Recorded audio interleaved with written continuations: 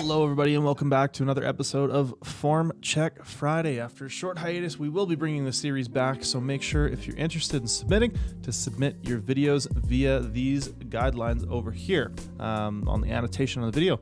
So without any further ado, let's dive on in. So our first lifter here is Josh. Now Josh says he's 19, he's been lifting for 3 years and recently cut down from 230 to 210 pounds. He says bench is by far his worst lift. He feels he has what he says is bad endurance, and he says that the reps get hard really fast, which is something I'm relatively familiar with and have seen in a lot of lifters. He also said he has some issues with his wrists rolling a little bit, and you can maybe see that bar just rolling a bit awkwardly in his hands. Now, the number one thing I'm noticing here, Josh, is that we're just absolutely not tight in the upper back. When you go to unrack, the shoulders come up and out. They're quite loose throughout the set. And I think if anything is having low endurance, it's a lot of the stabilizers for your shoulder, a lot of these sort of upper back muscles that are going to be holding that shoulder blade into position. So a number of things I would recommend. Number one, you have to cue that back harder. You have to think more about how this upper back is going to interact with your bench press. And before you bench, pull those shoulders down, pull those shoulders back harder, and try to be tighter throughout your set. So that's probably the number one thing. The next thing that I would implement is some higher rep sets where we're focusing on keeping that nice and tight, whether they're paused or touch and go, whatever, but some high rep sets, maybe 10 to 12 reps, where we're forced to hold position as the weight begins to become challenging throughout the set. And the last thing I would recommend is probably some bench style rows. Now, a seated wide grip bench, a seated wide grip row rather, if you have a cable machine or access to one, just mimic your bench grip and basically just pull your bench in reverse and try to end up in that bottom of the range of motion, or when the bar or cable is closest to your chest. Try to make your upper back into the same shape and position that it would be in at the bottom of your bench. And you can see as this set goes on, we lose more and more tension and more tightness. So I definitely think we need to work mostly on the upper back in your case, Josh. Next up here, we have Jeremy, and Jeremy's doing some deadlifts. And Jeremy says he's been powerlifting for 4 years, but only doing it some kind of formal organized programming for about 2 years. Now he says self-identifies this bit of a hitch at lockout, and he says that this is supposed to be 3 at 10, but as you'll see, he misses that last rep. So there's a few reasons that we end up in these sort of hitch patterns, or end up having a really rough lockout on a conventional deadlift, and the biggest one is going to be this little bit of flexion here in sort of the low back and pelvis, and the way that these are oriented. Now, is that inherently bad? No, but if we rush through the range of motion, and you'll see, we might be able to identify it if we watch his feet. He kind of like pushes everything forward, maybe gets a little bit more on his toes to try to get his torso more upright, which causes his knees to come in here, and then forces the bar over his knees. So one of the things that we can do to get past this sort of hitch idea is basically to just make that lockout stronger and stay back on the heels, be a little bit more patient as you come through this part of the range of motion. So you can see here, as we come up, this is where he makes the mistake of trying to get his torso more upright before his legs are locked or before he's extended that low back and pelvis. See how the knees are the last thing to extend there? So that's what we want to try to avoid. Stay back on your heels a little bit, pull that bar into you, don't go forward to the bar, and it's going to be easier with lighter weights. So again, as most things, this is something that you're going to need to train with submaximal weights, where you can affect those technical changes and make the changes.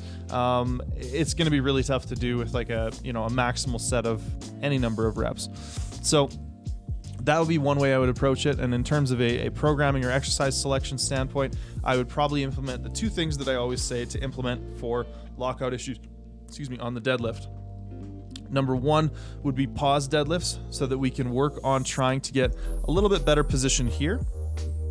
If you pause just slightly off the floor, it can force you to get into a little bit of a better position, because if you're not in a good position, it's really going to punish that lockout. And the other thing is using some accommodating resistance, be it bands or chains, so that when you get to the top here and it starts to get hard, you have extra weight.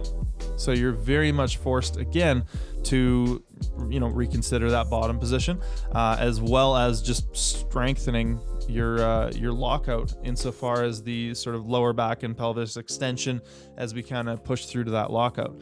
So there's a few different ways I would approach that, and hopefully one of those works for you, man. So our next video here comes from Joe. Now Joe says he's been lifting about 2 years, always by himself, no formal coaching, anything like that. And he has some good morning. He tends to good morning his squat, he says.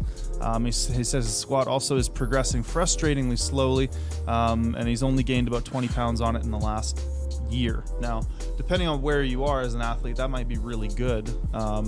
But I understand if you're in a more of a sort of novice or intermediate phase, how that could be a little bit frustrating. So let's take a look. Now, the first thing I noticed is that there's basically no semblance of any kind of bracing until after we've already unracked the bar, right? You'll notice we pick it up, we're very shaky, and we kind of stutter step our way back.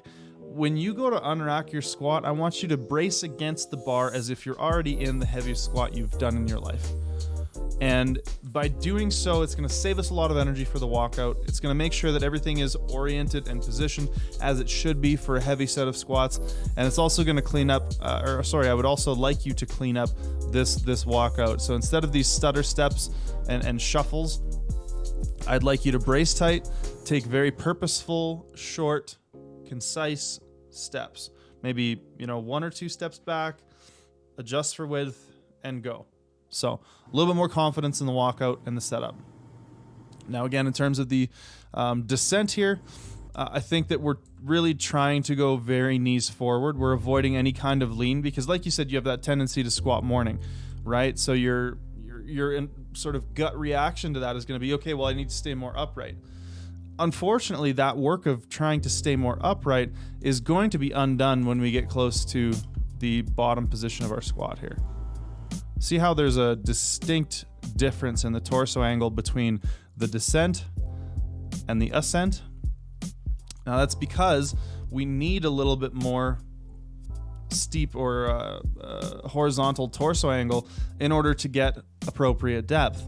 And when we have that shift from a very upright torso angle to a more horizontal torso angle, it can be really tough to control that when we're in the bottom, when we're in this mechanically disadvantaged position. So what I'm recommending, number one, is that we push the hips back a little bit at the start. Allow yourself into a little bit of a lean so that you can gauge how far you want to go through that lean and try to maintain that same degree of lean throughout the movement. Now, the next thing I'm noticing is as these reps go on, we end up kind of squishing in the trunk, right? We start to go back up, but the bar doesn't start to move for a couple of split seconds. So it tells me that we're a little bit loose in the trunk, a little bit loose in the bar position. And when we see these sort of tendencies for the knees to shoot back and the hips to shoot up, generally we want to try to put a little bit more pressure through our forefoot. We want to try to put some intent in keeping the knees forward, but I wouldn't say that the squat morning per se is your biggest fault. I think the biggest fault is the fact that we're trying to descend super upright. We're not very tight as we do that, and then we fall forward in the hole every time.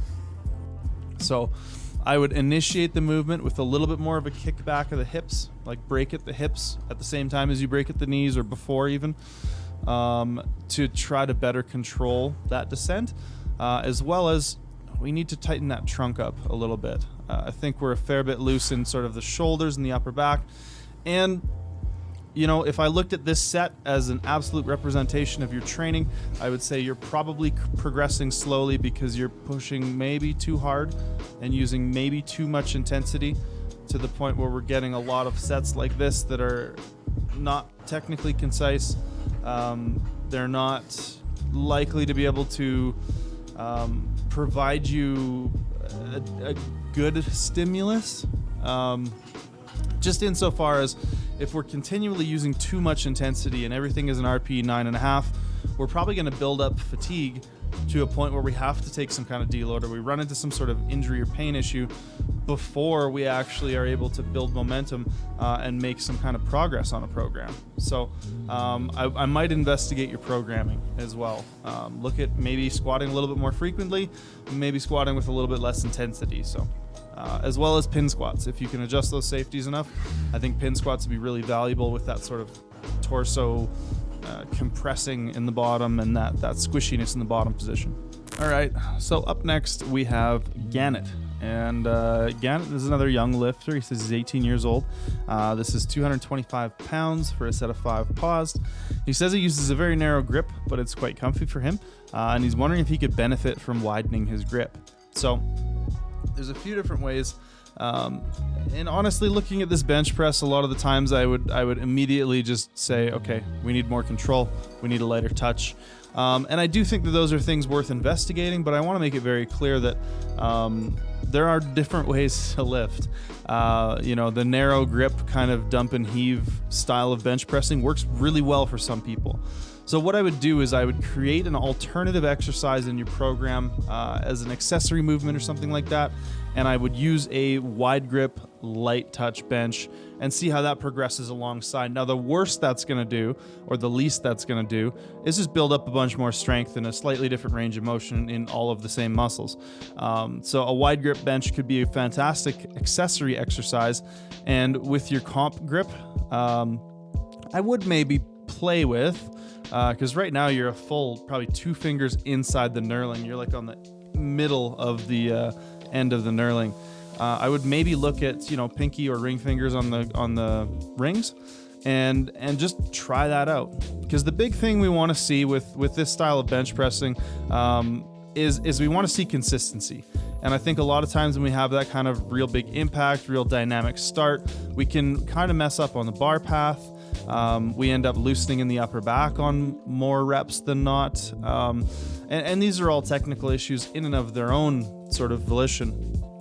But what we're trying to achieve here is good consistency in the bench press. So, the other thing is, if you're, depending what federation you're looking to compete in, you might need to get your heels down and adjust your foot position. But 225 for 5 at 18, like, you've got a good bench, man. Chances are what you're doing is working for you, So I would investigate what wider grip bench feels like, as sort of the polar opposite, doing a nice light touch, like t-shirt press kind of thing.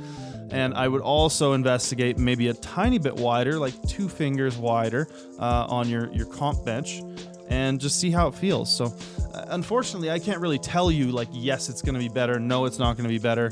But what I can say is, here's some intelligent and logically formulated thoughts on things that you should and could try. Now, whether or not those work is up to your own investigation.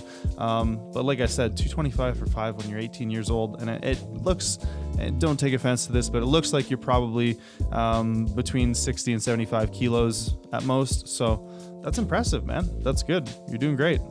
Keep going. So, all right. I hope that helps you, man. And maybe send in a video down the road, or come to one of our live streams and let us know how that's working out for you. So our next lifter here is Adam. He's doing some deadlifts. He says he's running our 16-week free program. This is 190 kilos for 2. And he says he notices he's getting some upper back rounding, and he would like to compete someday. So the biggest thing I'm seeing here is that our shoulders are just positioned really far out. So the shoulder blade is kind of up here.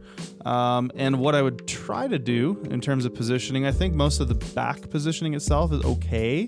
What I would try to do is get the shoulder blade down here if we can, right? If we can use some depression, tiny little bit of thoracic extension, and try to get that shoulder blade down, we're going to effectively shorten the lever of the torso. Because right now we're way out here, right? You can look at the simple sort of length of the lever in terms of how that would relate to the leverages of the lift. So if you can get that shoulder blade down a little bit more, get a little bit of thoracic extension, I think you're going to be in a bit better position for pulling.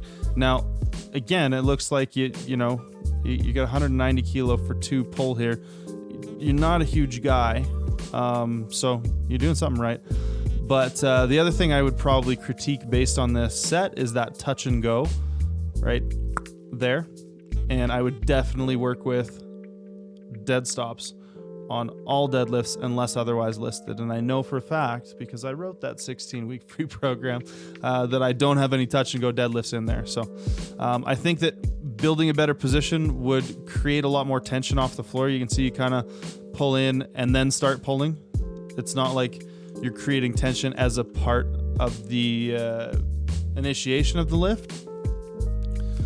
They're kind of disjointed, and the bar slides out a little bit. So I think you could create more tension into the bar before you pulled, and I think some of these sort of back and shoulder cues that I'm talking about would help. And yeah, ditch the touch and go, man. Dead stop every rep so we get good off the floor. All right. Now our last submission today comes from Bram. Bram says he's been powerlifting for 1.5 years. He says his body weight is around 84 kilos. And he mentions he has some squat morning tendencies. So he says that he doesn't really feel like his legs are loaded on the descent. And he also was wondering about the sort of benefits of, heels versus flats, whether that's something he should investigate or try. So we're going to leave our wonderful audience with this. Now, if you have any constructive advice for Bram, I want you to go ahead and leave it in the comments section below. If you have questions about anything that I've critiqued, or maybe you saw something that you think I didn't, let me know in the comments below. Make sure to leave a like on the video, hit that subscribe button, and we will see everybody in the next one. Thanks for tuning in.